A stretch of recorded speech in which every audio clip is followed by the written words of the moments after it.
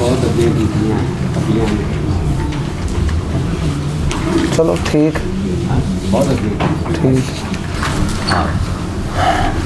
الحمد للہ رب العالمین والعاقبۃ للمتقین والصلاة والسلام علی اشرف الانبیاء والمرسلین نبینا محمد وعلی آلہ وصحبہ اجمعین. اعوذ باللہ من الشیطان الرجیم. بسم اللہ الرحمن الرحیم. احباب گرامی، اللہ کی توفیق سے اور اس کے فضل اور احسان سے ہم سورہ قاف کا آغاز کر رہے ہیں. یہ قرآن کریم کا ایک ایسا مقام ہے کہ جہاں سورہ قاف تو شروع ہو ہی رہی ہے، وہیں سے قرآن کریم کی آخری منزل کا آغاز بھی ہو رہا ہے. جیسا کہ آپ جانتے ہیں قرآن کریم میں کل 7 منزلیں ہیں، اور سنن ابو داود کی ایک روایت ہے، سنن ابن ماجہ میں بھی موجود ہے کہ سیدنا اوس بن حذیفہ رضی اللہ عنہ بیان کرتے ہیں کہ ہم نبی صلی اللہ علیہ وآلہ وسلم کے پاس آئے ایک وفد کے ساتھ اسلام قبول کرنے کے لیے.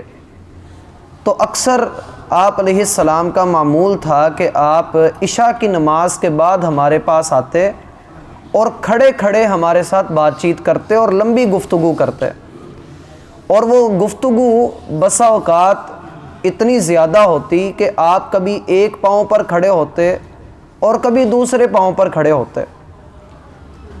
تو اوس بن حذیفہ رضی اللہ عنہ کہتے ہیں کہ نبی علیہ الصلاۃ والسلام ہمیں اپنی وہ مشکلات بتاتے جو اسلام کی ابتدا میں آپ پر آئی تھیں. مثلا آپ علیہ الصلاۃ والسلام نے ہمیں بتایا کہ مکہ میں ہم پر یہ مشکلات تھیں، پھر ہم مدینہ ہجرت کر کے آ گئے تو ہجرت کے دوران میں ہمیں ان آزمائشوں سے دوچار ہونا پڑا. پھر ہماری اور مکہ والوں کی لڑائی ہوئی تو کبھی وہ ہم پر غالب آ گئے اور کبھی ہم ان پر غالب آ گئے. یہ لڑائی تو ڈول کی طرح رہی، کبھی ڈول ان کی طرف اور کبھی ڈول ہماری طرف. پھر کہتے ہیں کہ میں نے صحابہ کرام سے پوچھا کہ تم لوگ قرآن کریم کو تقسیم کیسے کرتے ہو. اوس بن حذیفہ کہتے ہیں کہ میں نے صحابہ کرام سے پوچھا کہ تم قرآن کی تقسیم کیسے کرتے ہو. تو انہوں نے مجھے بتایا کہ ہم قرآن کو 7 حصوں میں تقسیم کر لیتے ہیں. پہلے حصے کے اندر 3 صورتیں آتی ہیں، سورۃ البقرہ، سورہ آل عمران اور سورۃ النساء. دوسرے حصے میں 5 صورتیں آتی ہیں، سورۃ المائدہ اور سورۃ الانعام، اعراف اور پھر انفال، یہ اور توبہ بھی اس کے ساتھ ہی شامل ہے.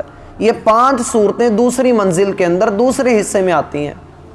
تیسرے حصے میں کل 7 صورتیں ہم شامل کرتے ہیں، سورہ یونس، سورہ ہود، سورہ یوسف، نام آتے ہیں صورتوں کے بھائی، سورہ یونس، سورہ ہود، اور یہ ترتیب بھی اسی طرح رکھنی چاہیے، یونس، ہود، یوسف، رعد اور ابراہیم، حجر، نحل.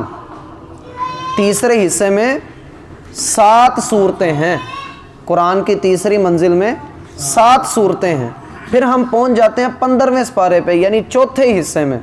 اس چوتھے حصے میں 9 صورتیں، چوتھے حصے میں 9 صورتیں ہیں، سورۃ بنی اسرائیل، سورۃ الکہف، سورہ مریم اور سورہ طٰہٰ، سورۃ الانبیاء، سورۃ الحج، سورۃ المؤمنون اور سورہ نور اور سورہ فرقان. ٹھیک ہے، یہاں تک 9 صورتیں تیسرے حصے کی آ گئیں. سمجھ رہے ہیں؟ چوتھے حصے کی 9 صورتیں آ گئیں. 5ویں حصے میں 11 صورتیں ہیں، 5ویں حصے میں 11 صورتیں. سورہ شعراء، پھر اس کے بعد ہے سورہ نمل، قصص، عنکبوت، روم، لقمان، سجدہ، احزاب، سبا، فاطر اور یاسین، سورہ یاسین. یہاں تک یہ 11 صورتیں 5ویں حصے میں. چھٹے حصے میں پھر 13 صورتیں. چھٹے حصے میں پھر 13 صورتیں ہیں. کون کون سی؟ سورہ صافات، صاد، زمر، سورۃ غافر، سورہ فصلت، شورا، زخرف، دخان، جاثیہ اور جو ہے وہ احقاف. جاثیہ کے بعد احقاف ہے، احقاف اور سورہ محمد، سورۃ الفتح اور یہ سورۃ الحجرات. ٹوٹل 13 صورتیں کون سے حصے میں ہیں؟ چھٹے حصے میں. کل کتنی ہوگی؟ 3 جمع 5 جمع 7 جمع 9 جمع 11 جمع 13 کل کتنا ہوا؟ 48. 48 جمع 65. تاجر بیٹھے ہیں بھائی، حساب کتاب آتا ہے آپ کو. 113 صورتیں یہ بنتی ہیں. 7ویں حصے میں سورہ قاف سے لے کر آخر قرآن تک 65 صورتیں. سمجھ رہے ہیں بات کو؟ یہ ترتیب کیوں لگائی گئی؟ یہ 7 حصوں میں قرآن کو کیوں تقسیم کیا گیا؟ تاکہ جو آدمی ہفتے میں قرآن مکمل کرنا چاہتا ہے وہ کر لے. تاکہ جو آدمی ایک ہفتے میں قرآن مکمل کرنا چاہتا ہے وہ کر لے. ایک اشکال یہاں پیدا ہوتا ہے کہ سورہ فاتحہ کو کیوں نہیں شامل کیا؟ صورتیں تو ٹوٹل 114 ہیں. تو اس کا جواب بعض اہل علم نے یہ دیا کہ اس لیے شامل نہیں کیا کہ سورہ فاتحہ بذات خود ایک بہت بلند پایہ صورت ہے. پورے قرآن کا مقدمہ اور حدیث میں اس کو ام القرآن کہا گیا. قرآن کی بنیاد ہے، لہٰذا اللہ تعالیٰ نے قرآن میں اس کو الگ سے ذکر کیا. جیسے سورہ حجر کے اندر اللہ فرماتے ہیں وَلَقَدْ آتَيْنَاكَ سَبْعًا مِّنَ الْمَثَانِي، ہم نے آپ کو ایسی صورت عطا کی ہے جس کی 7 آیتیں بار بار دہرائی جاتی ہیں. اور علماء کا اتفاق ہے کہ اس سے مراد سورہ فاتحہ ہے. کہا سبعًا من المثانی والقرآن العظیم، اور ساتھ ہم نے آپ کو عظمت والا قرآن عطا کیا ہے. تو سورہ فاتحہ کا مقام مرتبہ دیکھتے ہوئے اس کو الگ سے ذکر کیا گیا ہے. بقیہ 113 صورتوں کے 7 حصے کر لیے گئے ہیں. ان کو یاد کرنا بہت آسان ہے. پہلے حصے میں 3 صورتیں ہیں، دوسرے میں 5 ہیں، تیسرے میں 7 ہیں، چوتھے میں 9 ہیں، 5ویں میں 11 ہیں اور چھٹے میں 13 ہیں. اور جب یہ 48 ہو جائیں، 6 حصوں میں 48 صورتیں اور بقایا آخری حصے میں 65 صورتیں، پھر اس آخری حصے کو مزید 3 حصوں میں تقسیم کیا جاتا ہے. وہ انشاءاللہ پھر کبھی بتائیں گے، ابھی اتنا یاد رکھ لیں. قرآن کے یہ 7 حصے ہیں. ان کو منزل بھی کہتے ہیں اور 7 کو منازل کہہ دیتے ہیں. منزل کی جمع منازل ہے. سورہ قاف، اس کا آغاز اللہ رب العالمین نے ایک حرف کے ساتھ کیا ہے، ایک حرف کے ساتھ. اور یہ قرآن کی 3 صورتوں میں سے ایک صورت ہے جس کا آغاز اللہ نے ایک سنگل حرف سے کیا. اس سے پہلے ہم نے پڑھی تھی سورہ صاد، اب ہم پڑھ رہے ہیں سورہ قاف. اس کے بعد ایک اور پڑھیں گے نون، سورۃ القلم. یہ ایک ایک حرف کے ساتھ جو ہے ان کا آغاز ہو رہا ہے. اس کی 45 آیات ہیں اور 3 رکوع ہیں. نبی صلی اللہ علیہ وآلہ وسلم اکثر فجر کی نماز میں سورہ قاف کی تلاوت کرتے تھے. اکثر فجر کی نماز میں نبی علیہ السلام سورہ قاف کی تلاوت کرتے تھے. درس سن رہے ہیں، کلاس میں بیٹھے تو ساتھ ساتھ رہیں. پھر اسی طرح بڑے بڑے مجمعوں میں، عید کا مجمع ہو گیا، جمعہ کا مجمع ہو گیا، تو نبی علیہ الصلاۃ والسلام ایسے موقعوں پر بھی سورہ قاف کی تلاوت کرتے تھے. سمجھ رہے ہیں بات کو؟ جیسے صحابہ کرام سے روایت آتی ہے کہ نبی علیہ الصلاۃ والسلام کبھی کبھار جمعہ کے دن اور عید کے دن جب آپ قرات کرتے نماز میں تو پہلی رکعت میں سورہ قاف پڑھتے اور دوسری رکعت میں سورۃ القمر پڑھتے. اقتربت الساعۃ وانشق القمر، وہ آگے آ رہی ہے. اسی طرح ایک صحابیہ ہیں ام ہشام، صحیح مسلم کے اندر روایت آتی ہے، وہ کہتی ہیں کہ میں نے سورہ قاف نبی علیہ السلام سے سن کر ہی یاد کر لی. اتنی آپ اس کی تلاوت کرتے تھے، اتنی زیادہ آپ علیہ الصلاۃ والسلام اس کی تلاوت کرتے تھے کہ میں نے سن کر اس کو یاد کر لیا. کیا وجہ ہے کہ اللہ کے رسول اس کی قرات کرتے تھے اور بہت زیادہ کرتے تھے؟ اس کی بنیادی وجہ یہ ہے، اس صورت میں الف سے لے کر یہ تک اسلام کے بنیادی احکامات اور عقائد کا اللہ تعالیٰ نے بیان کر دیا۔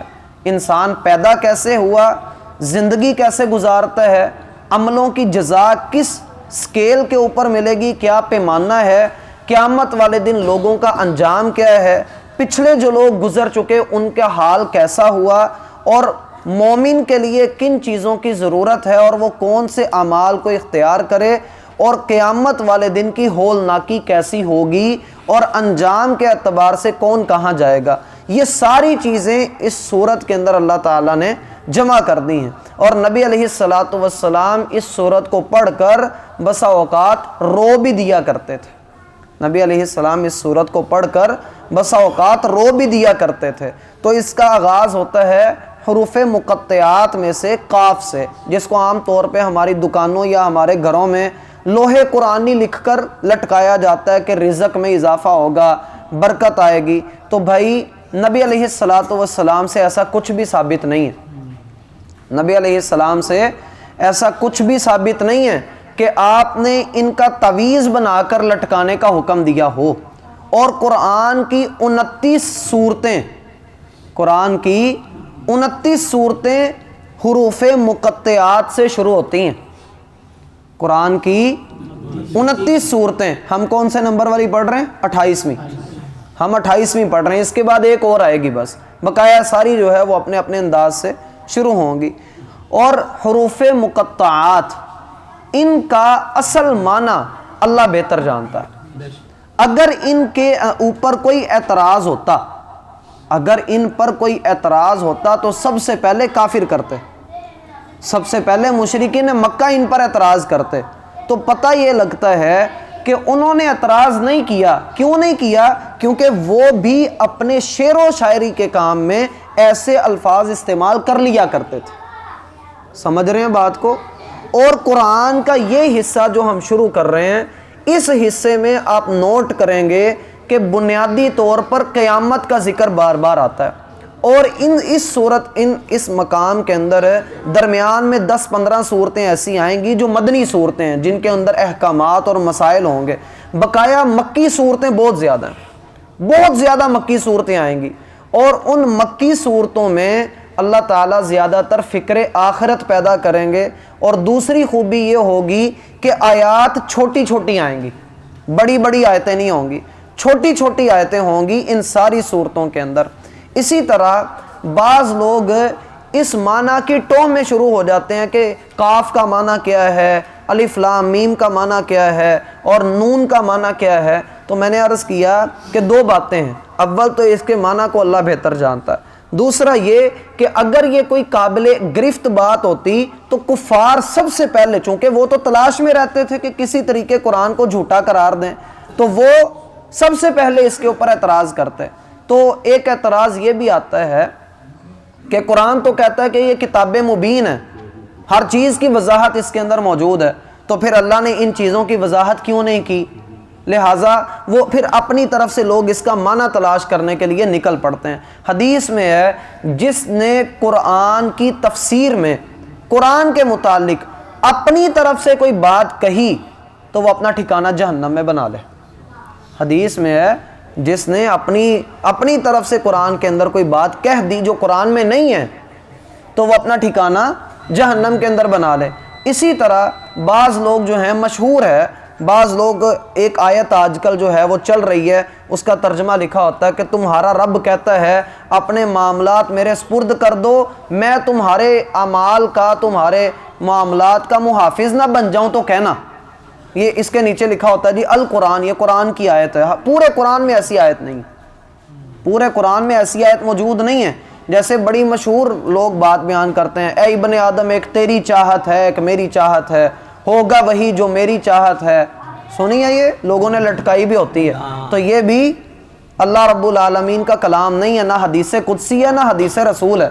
اسی طرح وہ ایک لوگوں نے بڑا لگایا ہوتا ہے جی، ایک آدمی نبی علیہ السلام کے پاس آیا، اس نے کہا جی میں امیر بننا چاہتا ہوں، 30-40 اس نے سوال کیے، تو آپ نے اس کو کہا یوں کر لو۔ پھر اس نے کہا جی میں سخی بننا چاہتا ہوں، آپ نے کہا یوں کر لو۔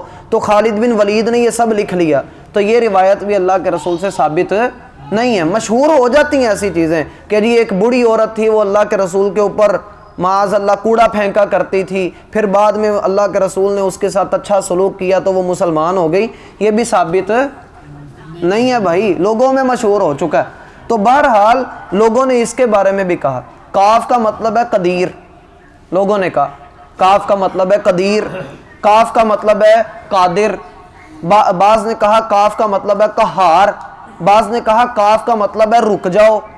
تو اتنے معنی جو ہیں وہ بیان کیے کہ اصل جو مقصد تھا وہ ہٹ گیا۔ اللہ تعالیٰ نے اس کو کیوں بیان کیا، اس کی حکمت کو وہی جانتا۔ ہم جیسے بے عقلے لوگ اللہ تعالیٰ کی حکمت کا مقابلہ نہیں کر سکتے، ہم نہیں سمجھ سکتے اللہ تعالیٰ کے مقام کو، اور اس کی حکمت کو ہم نہیں سمجھ سکتے۔ تو اس نے اگر یہ بات بیان کر دی ہے تو ہمیں چاہیے کہ ہم ایمان لیں، ہم مان لیں۔ تو اللہ تعالیٰ سمجھنے کی توفیق عطا فرمائے۔ اس کا مستقل آغاز انشاءاللہ ہفتے والے دن کریں گے۔ سبحانک اللہم و بحمدک اشہد ان لا الہ الا انت استغفرک و اتوب الیک۔